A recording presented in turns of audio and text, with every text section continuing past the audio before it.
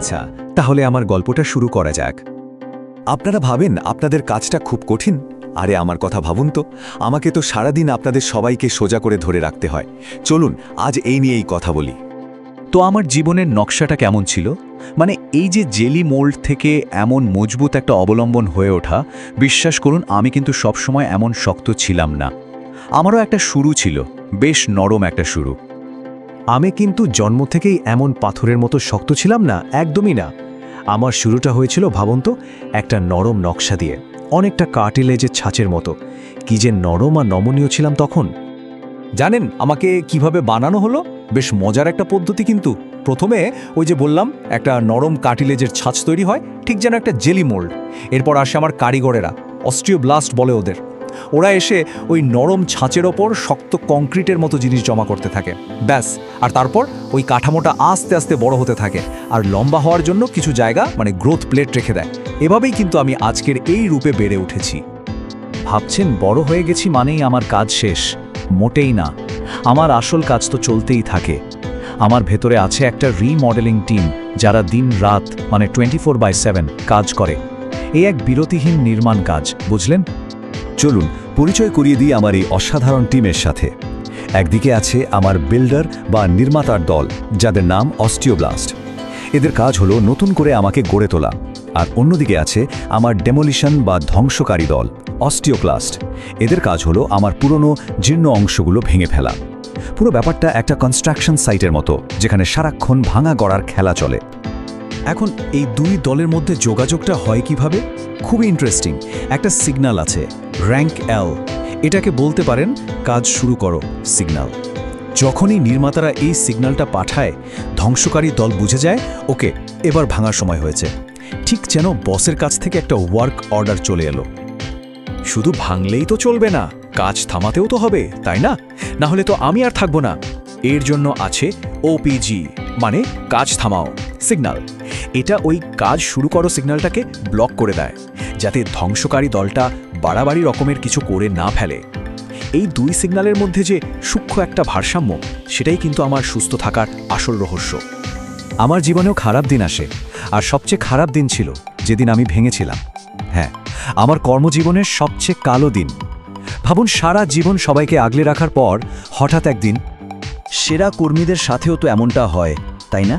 হঠাৎ একটা ভয়াবহ দুর্ঘটনা, আর আমার সব শক্তি, আমার অখণ্ডতা যেন এক মুহূর্তে চুরমার হয়ে গেল। পুরো সিস্টেমটাই যেন ডাউন হয়ে গেল। কিন্তু আমি হার মানার পাত্র নই। আমি নিজেকে সারিয়ে তুলতে পারি। কিভাবে? দুর্ঘটনার পরপরই ভাঙা জায়গাটা একটা রক্ত জমাট দিয়ে বন্ধ হয়ে যায়।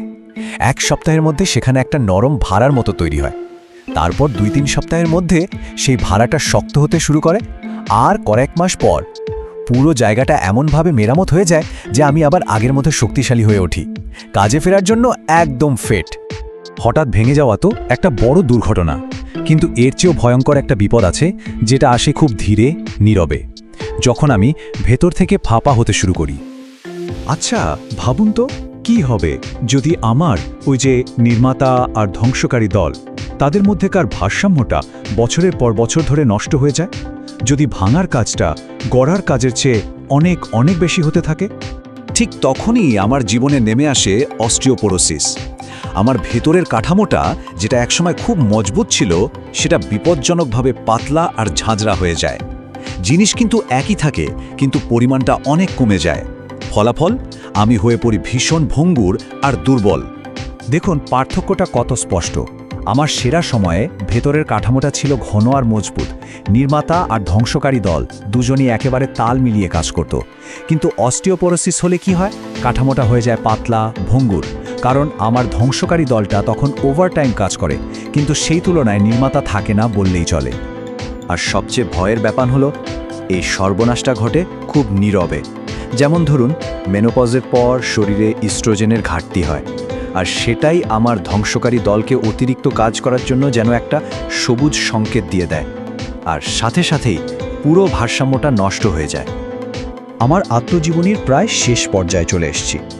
যাওয়ার আগে কিছু জরুরি পরামর্শ দিয়ে যাই, মানে আমাকে কিভাবে ভালো রাখা যায় সেই বিষয়ে আর কি।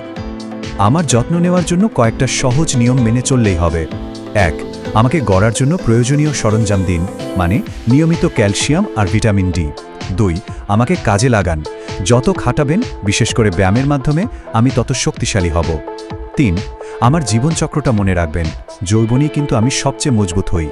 আর 4, আমার ওই টিমটাকে ঠিকঠাক চালাতে সাহায্য করুন, মানে হরমোনের পরিবর্তনের মতো বিষয়গুলোর দিকে খেয়াল রাখুন।